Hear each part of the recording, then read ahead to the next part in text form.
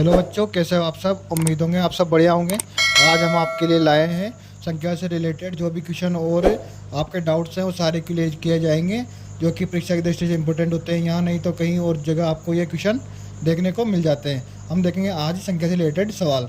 देखो, प्राकृत संख्या प्लस प्राकृत संख्या ही होती है, जिसको अपन प्राकृत संख्या लिखते हैं, ठीक है। और पूर्णांक संख्या माइनस प्राकृत संख्या पूर्णांक होती है, और प्राकृत संख्या इंटू प्राकृत संख्या होती है। प्राकृत संख्या में भाग देते हैं अपन प्राकृत संख्या में, तो परिमेय संख्याएं प्राप्त होती है, ठीक है।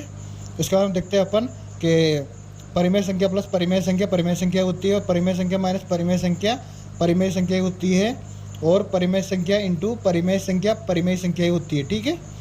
इसके बाद में अपन देखेंगे कि परिमेय संख्या माइनस इंटू भाग चिन्ह परिमेय संख्या ही होती है, ठीक है। पर कभी परिमेय और कभी अपरिमेय संख्या होती है, यानी कि जिसको आप अपरिभाषित संख्या बोल सकते हो, ठीक है। उसके बाद में आप देखो कि पूर्ण संख्या प्लस पूर्ण संख्या, जिसको अपन पूर्ण संख्या को W से नोट करते हैं, ठीक है। और पूर्ण संख्या प्लस पूर्ण संख्या ही होती है। पूर्ण संख्या माइनस पूर्ण संख्या, ठीक है। पूर्णांक संख्या होती है, और पूर्ण संख्या इंटू पूर्ण संख्या बराबर पूर्ण संख्या होती है, ठीक है। पूर्ण संख्या भाग चिन्ह पूर्ण संख्या, एक कभी परिमेय तो कभी अपरिभाषित होती है, ठीक है।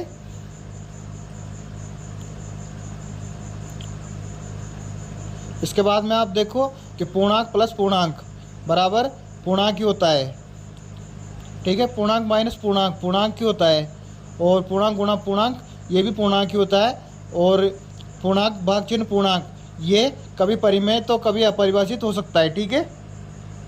उम्मीद है आपको यहाँ तक समझ में आया होगा, और आप हमारे चैनल को सब्सक्राइब कीजिए, ठीक है। पूर्ण संख्या प्लस पूर्ण संख्या बराबर प्राकृत संख्या होती है, ठीक है। प्राकृत संख्या प्लस प्राकृत संख्या बराबर प्राकृत संख्या होती है, और प्राकृत संख्या को अपन गुणा करते हैं तो प्राकृत संख्या प्राप्त होती है, और भाग करते हैं तो परिमेय संख्या प्राप्त होती है, ठीक है। देखो, जैसे प्राकृत संख्या को प्राकृत संख्या से गुणा करते हैं तो प्राकृत संख्या प्राप्त होती है। जैसे 2 × 3 बराबर 6 होता है, आप सबको पता होगा। और 2 भाग चिन्ह 3 होगा तो वह 2/3 होगा। और PQ देखो, परिमेय संख्या माइनस परिमेय संख्या होता है। परिमेय संख्या को गुणा करते हैं तो परिमेय संख्या प्राप्त होती है, और जब भाग करते हैं तो कभी परिमेय तो कभी अपरिभाषित होती है।